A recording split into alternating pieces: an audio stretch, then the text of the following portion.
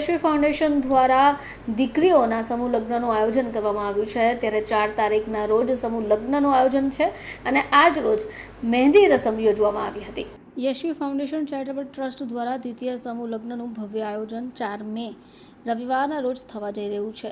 51 નવયુગોલે પ્રભુતામાં પગલાં પાડશે। શુભ અવસર પર આજે 51 દીકરીઓને મહેંદી રસમનો કાર્યક્રમ પણ યોજાયો હતો।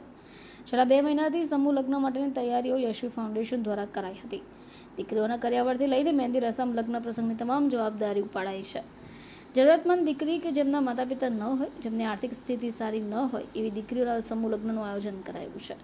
મહેંદી રસમનું પણ ધામધૂમથી આયોજન કરવામાં આવ્યું હોય। આ પ્રસંગે યશવી ફાઉન્ડેશન દ્વારા દીકરીઓના સુખી લગ્ન જીવનની શુભેચ્છાઓ પણ પાઠવવામાં આવી હતી। મારું નામ ગાયત્રી વિશાલ ચાંપાનેરિયા છે। યશવી ફાઉન્ડેશન દ્વારા તમને કહેવા માંગુ છું, આજે અમે મહેંદી રસમ રાખ્યું છે। 51 છોકરીઓનું મહેંદી રસમ છે, જે ભવ્ય રીતે તમને અહીંયા દેખાઈ રહ્યું છે। છોકરીઓની કેટલી ખુશી છે, જે લોકો એટલા ઇમોશનલ બી થઈ ગયા છે કે આજે અમને અમારા ઘરે કદાચ નહીં મળ્યું હોય એટલું અમને આજે યશવી ફાઉન્ડેશન આપી રહેલી છે। આપણું બસ એક જ ઉદ્દેશ્ય છે કે ભગવાને દેન આપી છે, લક્ષ્મી માતા કહીએ છીએ, તો એ લક્ષ્મી માતાને ખરેખર અમે યશવી ફાઉન્ડેશનમાં જે છે એને અમે ખરેખર લક્ષ્મી માતા સ્વીકારીએ છીએ કે છોકરી એટલે લક્ષ્મી જ માતા એમ।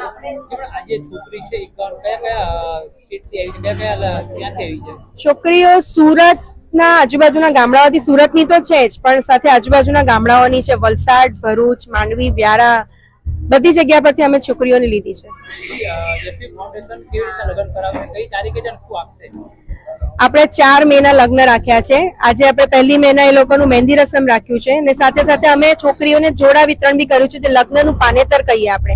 એ પાનેતર બી અમે એટલી ભવ્ય રીતથી એ લોકોને અમે આપ્યું છે અને કરિયાવરમાં અમે છોકરીઓને દરેક વસ્તુ આપવા માટે કરી છે। ફ્રીજ, ટીવી, કબાટ, વાસણ કુસણ કે છોકરીએ નવું ગ્રહસ્થ ચાલુ કરે છે તો એને કોઈ વસ્તુની જરૂર ના પડે એનું દરેકનું ઝીણામાં ઝીણું ધ્યાન રાખ્યું છે અમે।